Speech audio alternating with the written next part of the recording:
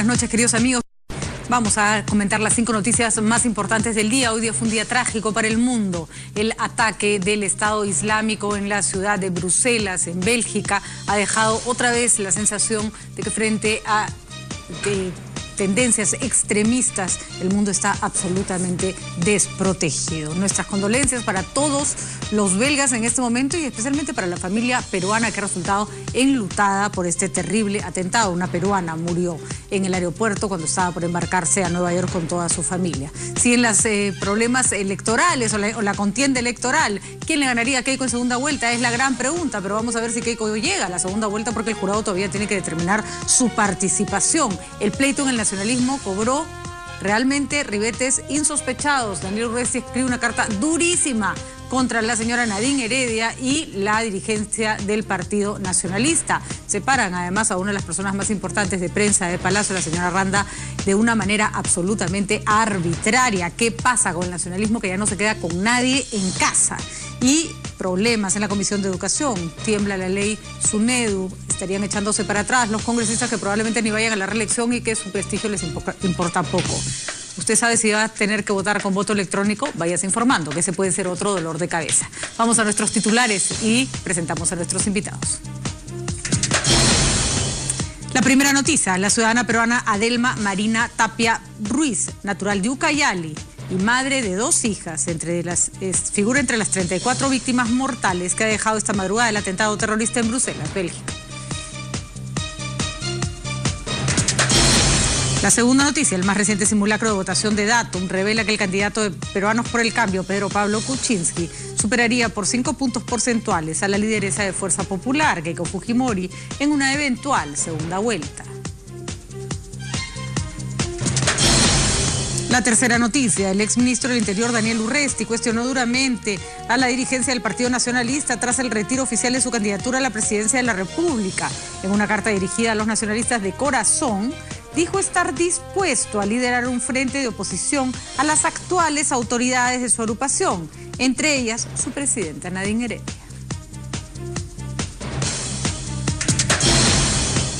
La cuarta noticia, el legislador Daniel Mora advirtió que un sector del Congreso busca torpedear la ley universitaria. El informar que dentro de la Comisión de Educación se ha decidido desacumular proyectos como la denominada Ley Cotillo.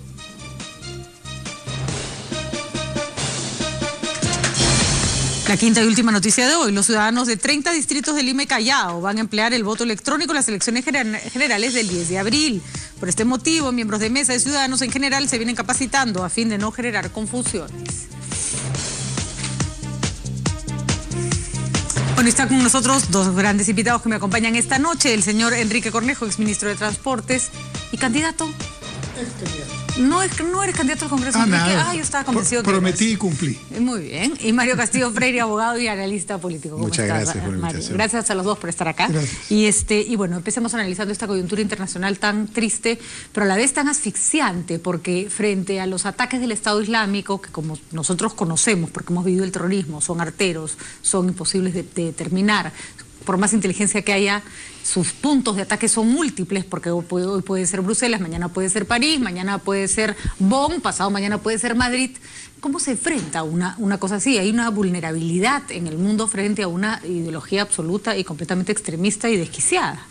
Mario. Claro. Bueno, en primer lugar, la solidaridad que como, digamos, peruanos debemos expresar a quienes hoy están sufriendo por estos actos terroristas que el Perú los ha sufrido y tanto durante tanto tiempo, ¿no es cierto? Es decir, nos da pena ver como otros pueblos que eran pacíficos, que no había problemas dentro de ellos, de esta naturaleza, ahora están padeciendo lo que nosotros padecimos. Ahora, un tema que a mí me preocupa mucho, cuando pensaba sobre las cuestiones importantes en relación a este tema, más allá de las instalaciones militares y policiales, si uno se pone a pensar cuáles son los puntos que uno cuida más en una ciudad, y no cabe duda que los aeropuertos y los medios de transporte son aquellos de los cuales uno más cuida. Y no es que no estén cuidados, mi preocupación no va por el tema de que no hayan estado cuidados, mi preocupación va en el sentido de la vulnerabilidad de aquellos puntos que precisamente tienen toda la atención de las fuerzas de seguridad. Yo estuve en París poco tiempo antes del atentado de Charlie Hebdo y había fuerzas militares, no policiales, militares en los metros y efectivamente en estos puntos porque estaban en alerta terrorista, porque habían atacado toda la zona donde estaba el Estado Islámico. Entonces, claro, sabían que podían recibir un ataque y veías personal militar, que es muy extraño en Europa, parado en los metros del tren. Justamente a eso iba. Y en Bélgica era igual. En Bélgica era igual, precisamente, además, lo que ha ocurrido hace unos días con la captura de este terrorista. Pero lo que digo es, a pesar de tratarse de uno de los puntos más resguardados, mira cómo se puede realizar un atentado de esta naturaleza y de esta magnitud. Y yo trasladaba el tema como una preocupación casera, y es, estos terroristas han precisamente detonado en el aeropuerto las bombas cerca del counter de American Airlines, o sea, cerca de una empresa cuyos intereses representan a los Estados Unidos. Eso puede estar en cualquier país del mundo, incluido el Perú.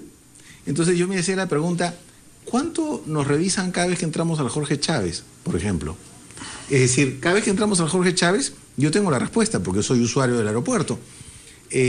La policía, en determinadas horas o a determinadas horas, solo pide los documentos al conductor.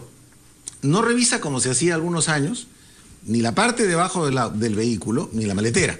O sea, los documentos del conductor a simple vista. ¿Ameritaría hacerlo? Porque eso sería sí, un desastre. Ameritaría. No, es que habría que ver mecanismos de control. ¿Tienes escáneres? ¿Tienes escáneres? Como hay en otras zonas. ¿Escáneres? Para ver qué hay dentro de nosotros, no tienes que pedir documentos a nadie. Los documentos, al fin y al cabo, son lo mínimo. Pero nosotros no estamos en alerta terrorista. Ya hemos vivido eso, que ha sido un desastre. Acabo de ir al aeropuerto y me pareció fantástico que no me estuvieran pidiendo mi DNI cada medio metro. Cada medio metro. Había que probar que eras tú. ¿Te parece locura? Claro, pero ¿te parece fantástico mientras no te pase nada ni te haya pasado nada? Pero para eso pasas por un detector de metales cuando vas a abordar un avión, ¿no?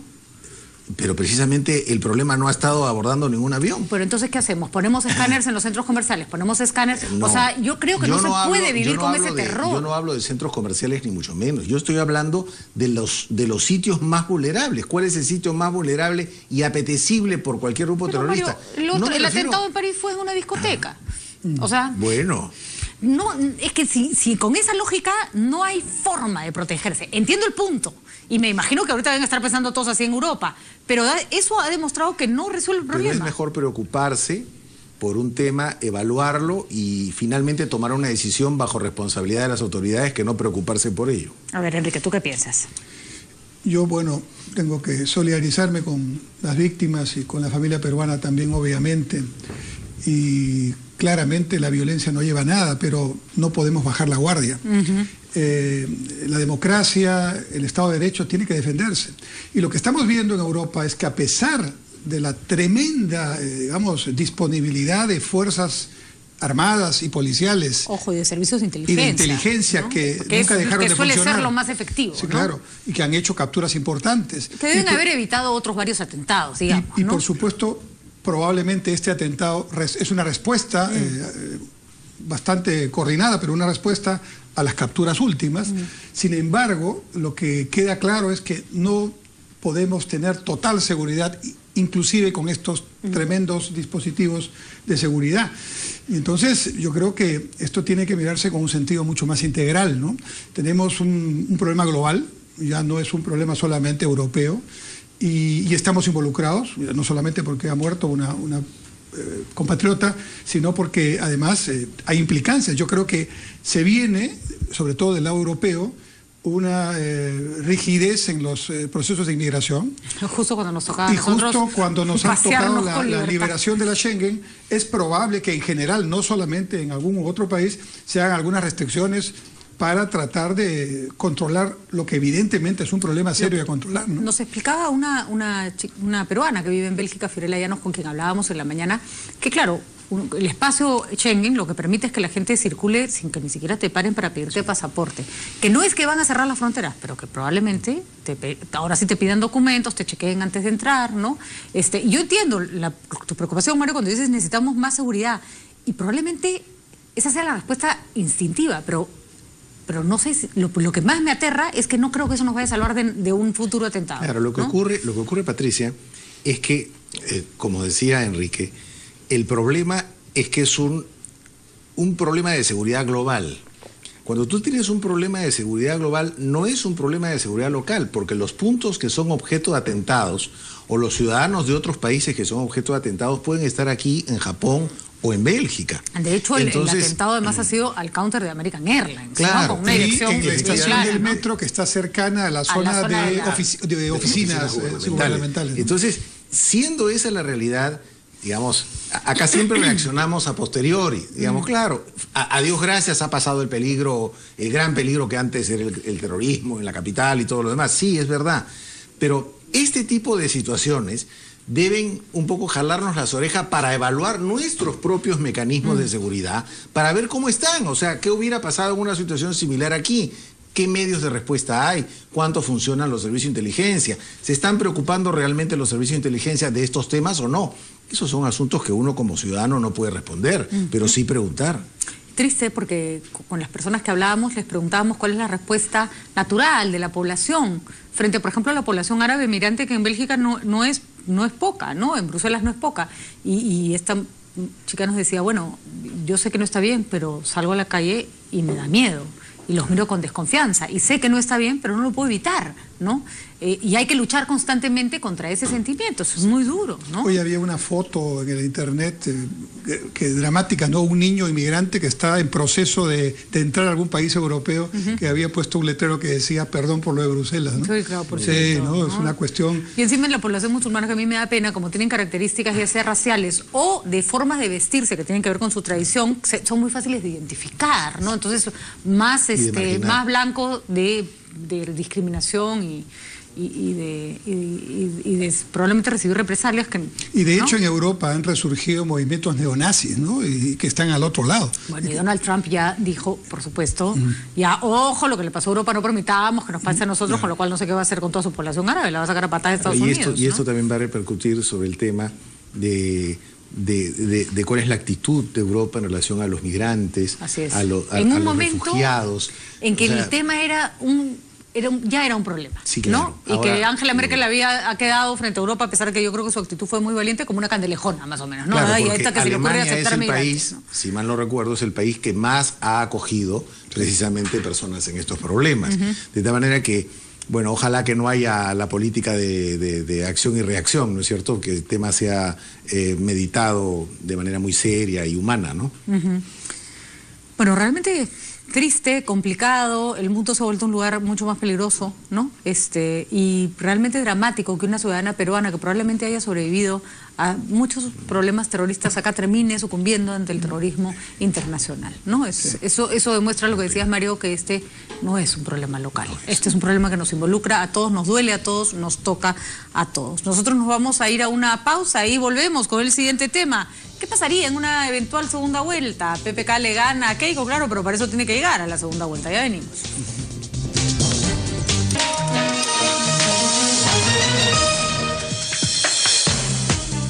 Bueno, antes de pasar al segundo tema, yo me voy a tomar una licencia especial que espero me lo permitan. Hoy día se inauguró el puente mellizo Eduardo Villena Rey. Entre los asistentes, en el público, estuvo mi abuela Lucha, que tiene 101 años, porque es la hija de Eduardo Villena Rey, que era mi bisabuelo.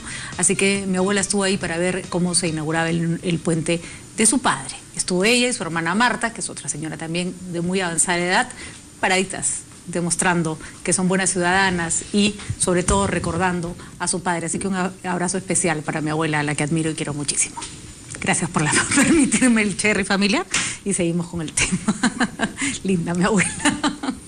101 años, bien parada ahí. Y es un puente que se ha hecho con un sistema de carro de avance. Quiere decir que no se pone bases en la superficie, sino va construyendo en el aire. Ajá. ¿Sí? Es el segundo que se hace. El primero fue el del tren eléctrico. Bueno, y gran alivio para el tráfico de la Florida, ¿no? Además, hay que reconocerle al alcalde Muñoz, que lo ha cumplido en el tiempo que lo planteó. Pasear debajo del puente hay que caminarlo, porque pasear por debajo, unas vistas espectaculares. Así que nada, me alegro que el puente que lleva el nombre de mis abuelos sea tan bonito. Bueno, señores, vamos al siguiente tema, porque hay toda una... El destape de este antifujimorismo tan temprano, porque ese era un escenario más de segunda vuelta, ha generado lo que siempre genera en estas cosas. A ver, ¿quién le puede ganar a Keiko? ¿No? Keiko tiene un porcentaje de votos capturado, importante, no le alcanza para ganar en primera vuelta, y los otros... los otros candidatos que quieren alcanzar la segunda vuelta tienen como carta de presentación: yo soy capaz de ganarle a Keiko, porque eso aglutinaría, en principio, hablando en plano, el 70% del voto que Keiko no captó, ¿no? El problema es que, claro, PPK le gana a Keiko en segunda vuelta, pues tiene que llegar a segunda vuelta. ¿Cómo lo ves tú, Mario? A ver, en principio, yo sí me declaro rebelde en torno a estos resultados. Y te digo por qué. Porque son muy volátiles. O sea, desde hace mucho tiempo, claro, se habla pues de la candidatura de Keiko, que es una candidatura fuerte, que lo es. Luego ya se empezó a hablar de PPK. En el camino, hace más de 2 meses, cuando surge con fuerza la candidatura de Acuña. Acuña es la novedad, ¿no es cierto? Se habla de Acuña. Luego ya a Acuña le pasan las 7 plagas y luego viene Guzmán el estrella. Entonces ya Guzmán es el que le va a ganar a Keiko en la segunda vuelta. Ya Guzmán salió, tampoco está. Ahora se habla de Barnechea, y claro, Barnechea, pero no, también de la señora Mendoza. Y bueno, yo no sé, es decir, yo no sé porque no tengo bola de cristal y me rehúso a comprar una. Yo no sé qué va a pasar la próxima semana, ni menos qué va a pasar de aquí a 15 días o a los días que faltan para las elecciones. Es verdad que falta poco tramo, pero yo creo que la principal preocupación debe estar centrada en la primera vuelta, porque la segunda vuelta ya es otra elección. Es una elección en la que se parte realmente de cero, porque no valen los votos de la primera para la segunda. La segunda se gana con los votos que obtengas en la segunda. De tal manera que yo tengo, digamos, la principal preocupación en el sentido de cuál va a ser el comportamiento del electorado en lo que resta de esta vuelta. Y yo no sé precisamente si la gente esté viendo el tema como fujimorismo o antifujimorismo. Yo lo que creo es que la gente está todavía acomodando sus visiones y sus perspectivas en torno a los candidatos que quedan en carrera. Totalmente de acuerdo. ¿Y por qué? Porque, digamos, por ejemplo, es verdad que algunos son más antifujimoristas que otros y otros no lo manifiestan. Y todos tienen su caudal electoral si tomamos como alguna referencia a las encuestas. Entonces, el tema de Fujimori y antifujimorismo se podría plantear, sí, en una segunda vuelta. Pero ahí dependerá de la campaña, dependerá de los antecedentes de cada candidato, de las cercanías que hayan tenido o no con el fujimorismo y de lo que ocurre allí. Y ahí te pregunto, Enrique, porque tú tienes un candidato en campaña, el candidato de Alan García, porque sí creo que es labor de los candidatos. Sé que no es fácil, que cuando uno está en campaña tiene también que un poco ofrecer lo que la gente está pidiendo, pero sí me parece que la apuesta debiera ser: vota por quien quieres que sea tu presidente, no por quien crees que le va a ganar a la que no quieres que sea. Ya, como dice Mario, en segunda vuelta, como se te achican las opciones, tienes que elegir entre uno y otro. Ese puede ser un criterio. Voto por el que me gusta, por el que me parece menos malo. Pero en primera vuelta el voto debería ir motivado por quien tú quieres votar. Porque quiero que este señor gobierne, me importa un pepino si tiene 2, 5, 8 o 28 puntos, ¿no? Sí, así debería ser. Yo creo que así va a ser. Y coincido en que en los próximos 10 días previos a la elección y vamos a ver cambios sustantivos en lo que es la preferencia electoral, como siempre ha ocurrido el 2001, el 2006 y el 2011. Entonces, ¿qué es lo que tenemos en este momento seguro? Desde mi punto de vista, lo que tenemos seguro es que va a haber una buena bancada de los fujimoristas. Yo creo que hay un voto duro ahí que, aunque no les da para pasar a segunda vuelta, sí le va a permitir tener una muy buena bancada. Va a ser la primera minoría, ¿no? Y lo segundo que podemos concluir es que ese Congreso va a estar bastante, digamos, atomizado, Así es. ¿no? Y entonces eso ya indica que el próximo gobierno, quien quiera ser, digamos, un gobierno sólido, tendrá que concertar, tendrá que buscar alianzas democráticas, transparentes, para darle gobernabilidad al país en los próximos 5 años. Ahora, ¿qué pasa si estos cambios, que sin duda van a ocurrir, empiezan a generar no solamente cambios en un sentido más o menos previsible, sino cambios importantes, como los que han ocurrido en otras elecciones? Es decir, cuartos o quintos que terminan primeros o segundos, primeros, en este caso tal vez es lo que menos puede pasar, pero segundos o terceros que terminan quintos, ¿no? Y esto puede ocurrir. Es más, me atrevo a decir que algo de eso va a ocurrir. Ahora, hay un tema absolutamente nuevo en esta elección, que es la tremenda incertidumbre que ha generado el sistema, Ay, ¿no? no sabemos sabemos quién es el candidato, quiénes son los candidatos. No sabemos a esta altura quiénes finalmente son los candidatos. Tenemos varios que están con posibilidades de no ser candidatos. Tenemos listas excluidas. Tenemos gente que piensa que sus listas ya no están y están en Parlamento, pero ya no en la presidencia. Y viceversa, ¿no? Gente que ya no está en el Parlamento. A Guaraup le acaban de abrir un proceso para ver si lo excluyen también de la plancha y ya no entendí nada. Sí, la verdad que... Ya no entiendo, ya me pierdo en las noticias que se suceden con tal rapidez que tú dices, pero esto ya no había ocurrido, ¿no? Lo que me indica, precisamente porque quienes, digamos, tenemos alguna información mayor y estamos siguiendo las noticias y por lo menos deberíamos estar mejor informados. Si nosotros estamos confundidos. ¿Cómo ¿no? estará el grueso de la población? Por supuesto. Y yo creo que en esta elección, más que en las otras, va a ocurrir algo que ha ocurrido siempre, pero va a ocurrir en mayor medida. La gente va a decidir su voto en la cola. Y esto va a ser un factor, creo... Y hay una razón, además. Sí. Hay dos candidatos que tenían un porcentaje importante de votos que han salido de contienda por decisión del jurado. Si es que eso ya genera un montón de gente que se quedó sin su candidato original, que tiene que elegir otro, ¿no? Y si siguen saliendo, ya ni les digo, ¿no? Ahora, yo no sé si usar la palabra candidato original, porque no sé si esas personas que se animaron en el medio de la campaña por Acuña era el candidato de origen. Ni tampoco sé si los que se animaron así por Guzmán tenían a Guzmán como candidato de origen. Sospecho que muchos de ellos tenían, por ejemplo, a PPK y han vuelto a PPK y no tenían a Guzmán como candidato de origen. Pero lo que sí me queda claro, y yo coincido con lo que ustedes están señalando, es que yo lo llevaría con una palabra más fuerte, ¿no? Creo que el tema es ineludiblemente caótico y lamentablemente con un resultado para la opinión pública y para el país nocivo. Porque saquen o no a los candidatos, va a haber un sector de la población que piense que el Jurado Nacional de Elecciones no ha aplicado bien la ley. Saques o no a los que faltan por evaluar. Y finalmente, como conversábamos antes de empezar el programa, hay factores en los que las autoridades electorales deberían tener mucho más cuidado y tino. Ya con un proceso de esta naturaleza, introducir, por ejemplo, el tema de la novedad del voto electrónico. El voto electrónico, además, digamos, yo entiendo un proceso en el cual 3 meses antes expliques el voto electrónico. Y además, espero que el voto electrónico permita hacer en la cédula de votación todo aquello que permite hacer el voto tradicional, incluido votar viciado. O blanco. O blanco, ¿no es cierto? Lo que no te permite es escribir groserías, que, bueno, siempre está bien, ¿no? Pero, sí, pero es que debería. ¿Por qué? Ay, no te pases. Te voy a decir por qué. Porque el ciudadano que hace su cola para votar con voto electrónico tiene la misma libertad de expresarse que el ciudadano que hace la cola para votar con voto manual. Me ha tocado ser presidente de mesa. Y esto de abrir el voto y encontrarte en los 80, viva la lucha armada, se te paraba el corazón. Lo que quieras, pero ¿por qué? Si tú quieres, podrías haber hecho un experimento más focalizado que el de las elecciones municipales, con el voto electrónico, pero no dividir una circunscripción como Lima en 30 distritos con voto electrónico y el resto con voto tradicional. Sí, eso no corresponde. Y además, con preguntas que todavía hacen los partidos políticos. Yo digo, los representantes legales de los partidos políticos ¿saben perfectamente cuál es el software que funciona con el voto electrónico? Además hay una cosa que, por ejemplo, ahora veíamos, ¿no? Tú tienes en la cédula donde están los candidatos presidenciales la foto del candidato presidencial.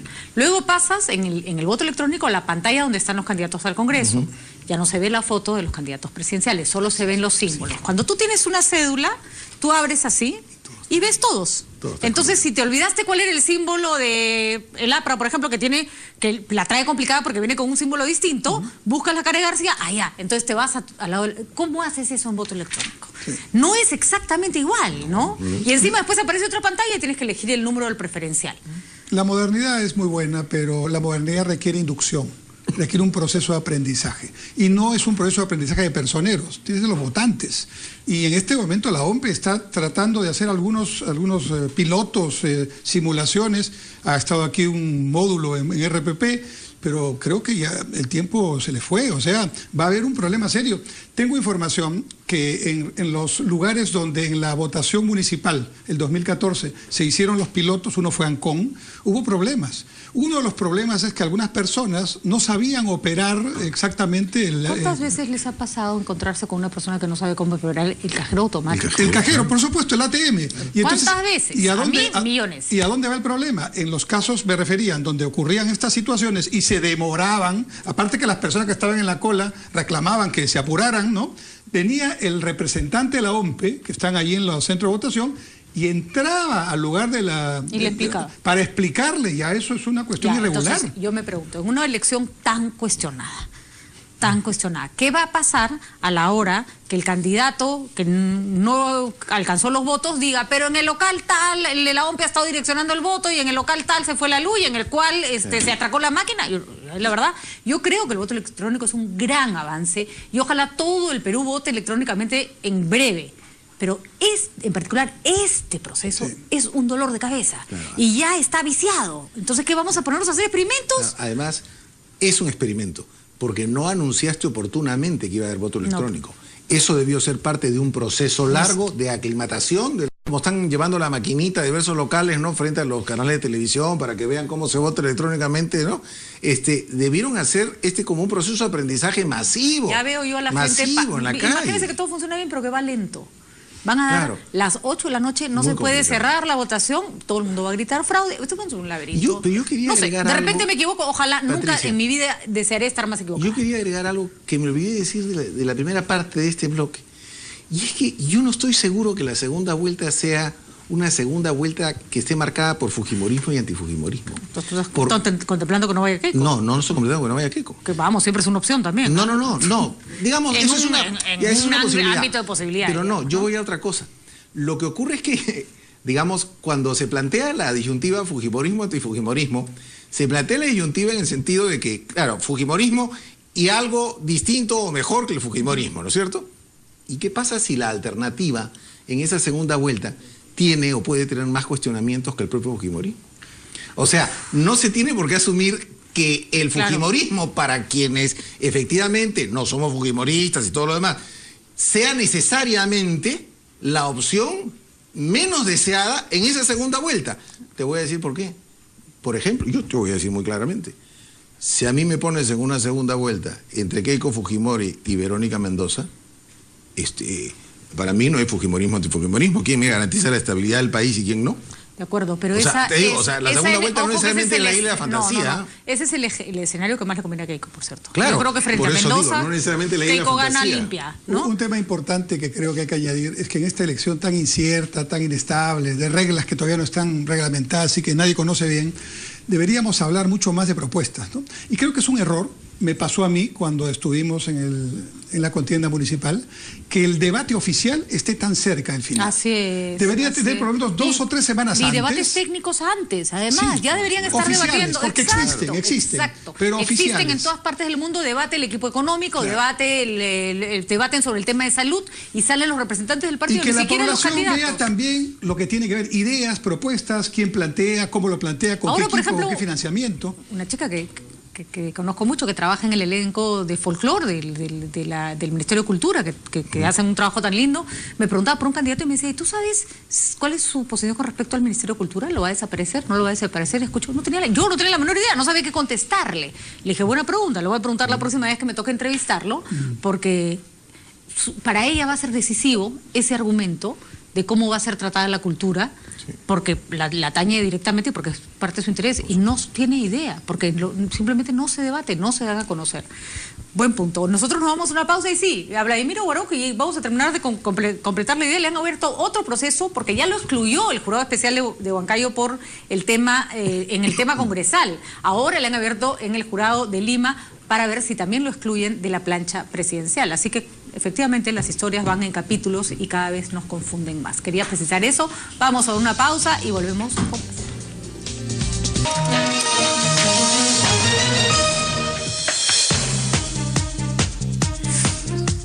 Seguimos en las 5 de las 7 y lo que está pasando en el nacionalismo ya no es gracioso. Ya en realidad la exclusión de Daniel Urresti, quien se había se ha comprometido con la campaña ha sido bastante burda, y la respuesta de Urresti es muy fuerte. Ha mandado una carta, básicamente pechando al Partido Nacionalista, a su dirigencia, y dispuesto a ponerse en el ámbito de la oposición. Dicen que todas las personas que han trabajado cerca de Urresti están saliendo despedidas de su trabajo.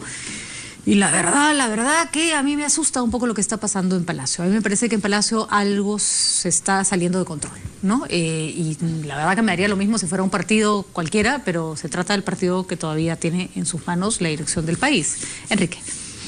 Yo creo que esto ya venía ocurriendo, pero no lo veíamos explicitado porque todavía no se habían dado las circunstancias, pero era evidente que Urresti, siendo el candidato, digamos, oficial, claramente no representaba para el gobierno, para quienes en este momento son los dirigentes importantes de este gobierno, el candidato que iba con sus intereses, que me imagino, entre otros factores, tienen que ver con la situación de que durante el próximo gobierno tengan, pues, tal vez no una buena bancada, pero sí, digamos, por lo menos un conjunto de congresistas que los puedan defender, porque la verdad es que yo creo que se vienen investigaciones muy, muy serias, ¿no?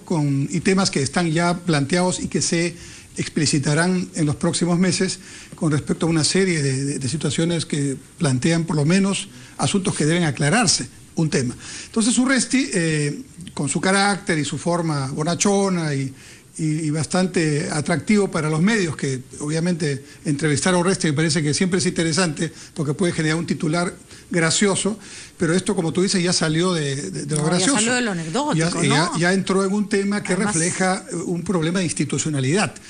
Y esto se expresa, digamos, de manera ya dramática en que el presidente de la República, el que nos representa y debe garantizar en nombre del Estado peruano la idoneidad, la transparencia, la seguridad del proceso electoral, ¿no? Pues resulta que firma un comunicado donde varios párrafos son sumamente críticos con respecto al mismo proceso, y hasta con afirmaciones que llevan a situaciones ya que reflejan una posición. Entonces, realmente creo que el gobierno hace agua, y si no lo estamos notando con toda claridad es porque estamos todos muy entretenidos en el tema electoral.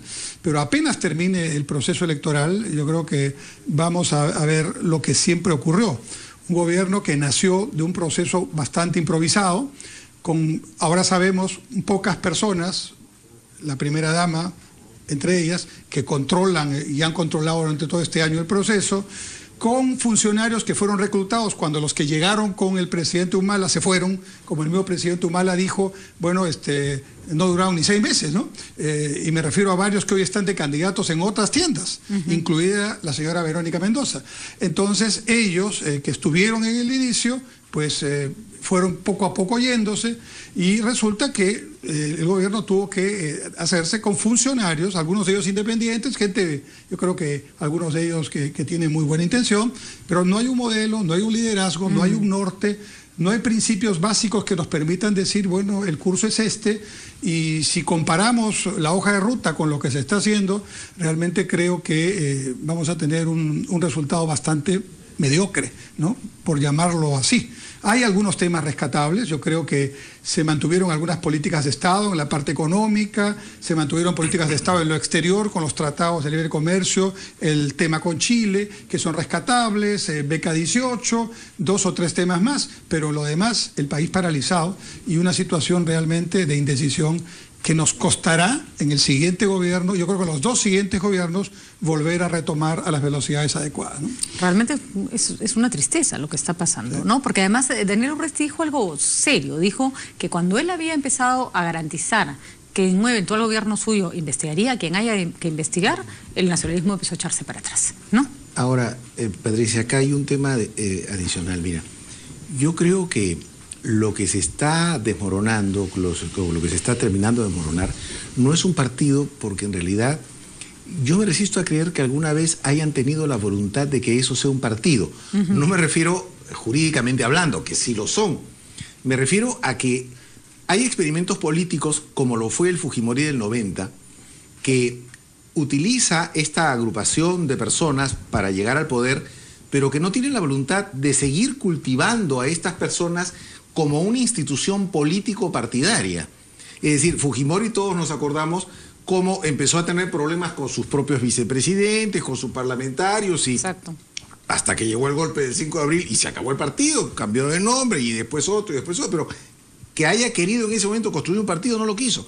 Yo tengo mis dudas, las mismas dudas con respecto al presidente de la República y su señora esposa en relación al Partido Nacionalista. Si no, no se explica lo siguiente. Desde que ellos entraron al poder, se comportaron de la manera más despótica con gente con la que habían llegado al poder, que eran sus propios congresistas. Cuando tenían las primeras fricciones que generaron las primeras deserciones del partido, en lugar de tender puentes, reunirse, bueno, vamos a ver cómo se soluciona este impasse, y bueno, quédate, ¿no es cierto? Vete, no importa, que se vaya. Es decir, la actitud más fría con respecto a quien tenía alguna diferencia en el camino. Eso llega a su punto, digamos, más claro con respecto a la vicepresidenta de la República y al ex vicepresidente de la República. Así es. O sea, no puede ser que constituya culpa de todos los demás el que casi todos los congresistas no están con ellos. Así es. El que las bases, según se ve, tampoco están con ellos. El que su vicepresidenta no está con ellos, el que su ex vicepresidente tampoco está con ellos. Entonces, al final, ¿quién está con ellos? Ni siquiera quien fue el candidato frustrado para reemplazarlos. Y con el caso de Urresti, para aterrizar en este tema, a mí me da un sentimiento encontrado el tema de Urresti, porque es un personaje confrontacional, etcétera, pero que grafica este último capítulo del maltrato. Es decir, si convocas a alguien, lo mínimo que se puede pedir es que tengas respeto por ese alguien a quien has convocado. No, yo te digo, han despedido a Randa Muselman, que creo que era una de las personas más cercanas de este gobierno, que ha estado parada en todos los eventos oficiales al lado de la pareja presidencial. Ha sido la ex jefa de prensa de Palacio, y la han largado, pero de un día para otro, claro, sin ninguna consideración. Por eso, y me falta una línea para terminar la idea, yo no creo que esto sea un descuido. No, ¿qué pasa? Creo que es una actitud deliberada. No te interesa esa gente para los propósitos que tengas. Por supuesto. No sé cuáles son porque no estoy en la cabeza de ellos.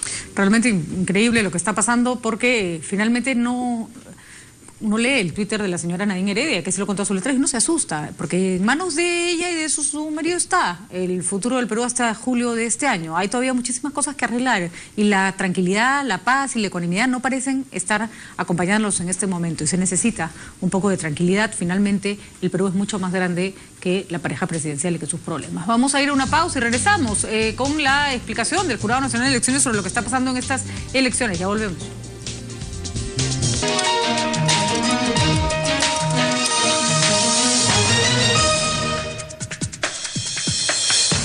Bueno, seguimos en las 5 y las 7. Hemos escuchado en el corte este mensaje a la nación que da el presidente del Jurado Nacional de Elecciones, el señor Francisco Tábara, y la verdad que su mensaje, más que tranquilizar, preocupa, porque si tiene que salir a decir cosas tan obvias como no boicoteemos las elecciones, se va a respetar el cronograma, paz en la tierra, los hombres de buena voluntad, en realidad es que él mismo está preocupado de que las cosas están bastante más caldeadas, ¿no?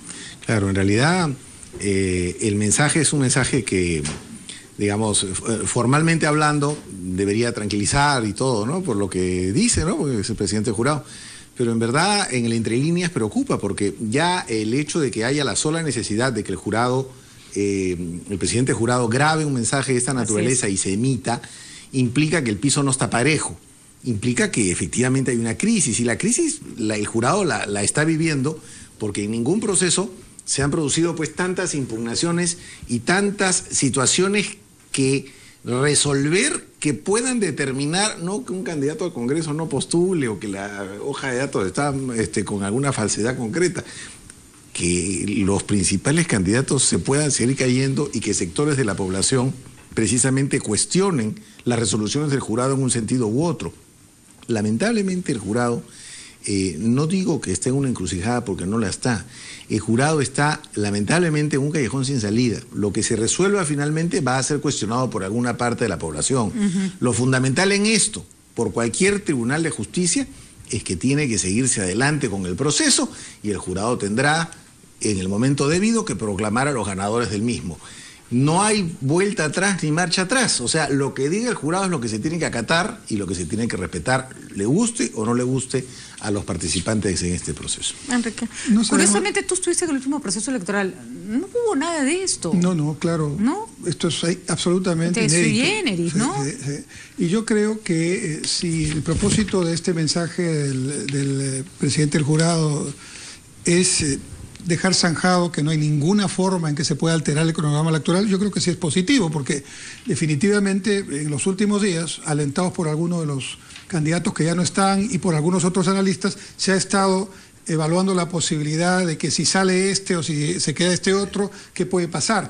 Y yo creo que lo único que tiene que pasar es que tenemos que cumplir el cronograma y tiene que darse la elección el 10 de abril y luego producirse la segunda vuelta, si es el caso. Y lo primero que habrá que hacer, y creo que como una acción de Estado, es revisar esta ley electoral para que nunca más ocurra lo que está ocurriendo ahora y que se revisen los plazos, se revisen todas las experiencias que se han producido, que se genere la menor susceptibilidad o discrecionalidad en estos procesos que tienen que ser muy cristalinos, tremendamente estables en todos y transparentes en todos los aspectos, y creo que esta elección es un motivo para seriamente hacer un cambio en la legislación electoral para bien y para garantizar que los procesos democráticos sean la expresión genuina del voto popular, pero donde haya la posibilidad de presentar propuestas, donde haya la posibilidad con tiempo de... Un candidato debería ser candidato oficial 6 meses antes del proceso. Está bien que la campaña misma sea una campaña corta, pero deberíamos tener todos estos temas administrativos, burocráticos, de currículum, mucho antes, ¿no? Por supuesto. Y entonces eso permitiría, creo yo, que el proceso democrático vaya en el sentido que la Constitución y los ciudadanos queremos. Bueno, tengo este último tema que no quiero dejar pasar, que requiere un comentario preciso y corto, y Daniel Mora ha advertido de algo muy peligroso. En la Comisión de Educación se están reflotando proyectos de ley que quedaron ahí archivados, que debilitarían a la SUNEDU, que devolverían a las antiguas autoridades, y claro, el que está liderando la comisión, fina cortesía del señor Alejandro Toledo, es el señor Crisólogo, que está siendo manipulado aparentemente, de acuerdo con lo que denuncia Mora, por el congresista Elías de la bancada fujimorista, que por cierto es dueño de una universidad.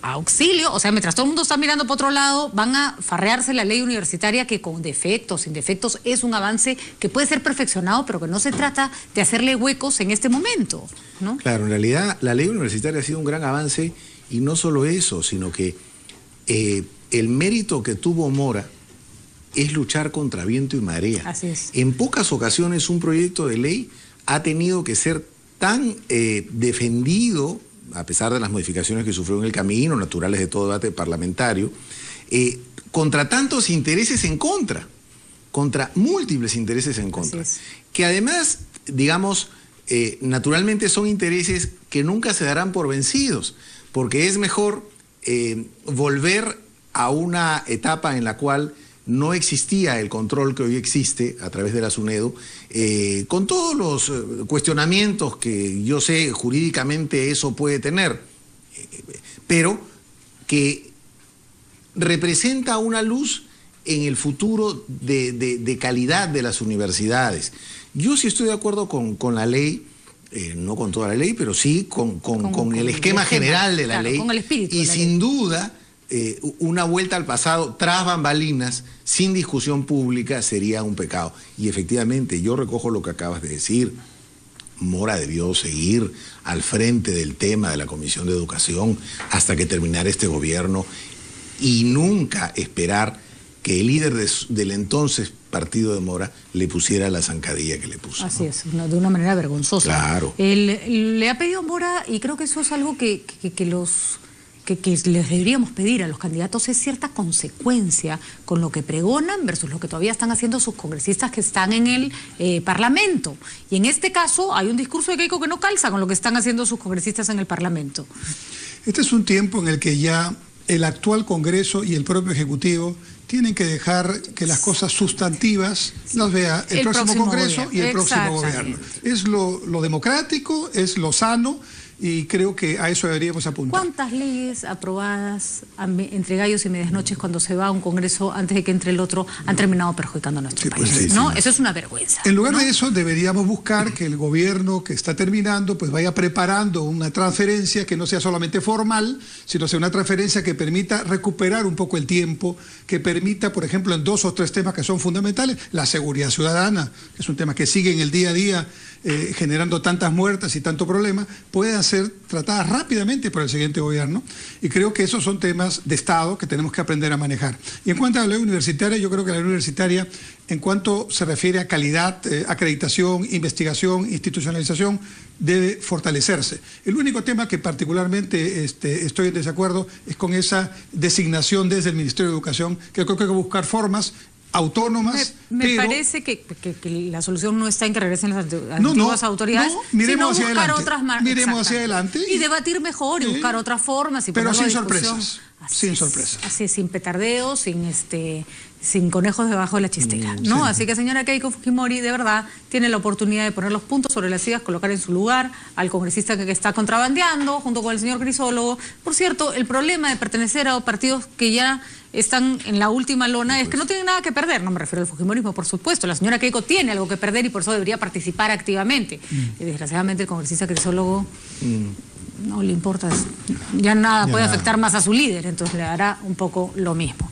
Bueno, hay que cuidar la calidad de la educación universitaria, es fundamental. Ya tuvimos un candidato al que tuvieron que separar del proceso, que demostró los riesgos de llegar y subir en la vida con títulos y con conocimientos que en realidad son puro cascarón. Así que no queremos más profesionales de esa naturaleza. Gracias, señores, por acompañarnos esta noche. Ha sido muy interesante tenerlos acá. Gracias a ustedes por estar desde casa y los vemos, por supuesto, mañana a esta misma hora. Los dejo con el noticiero de las 8. Gracias.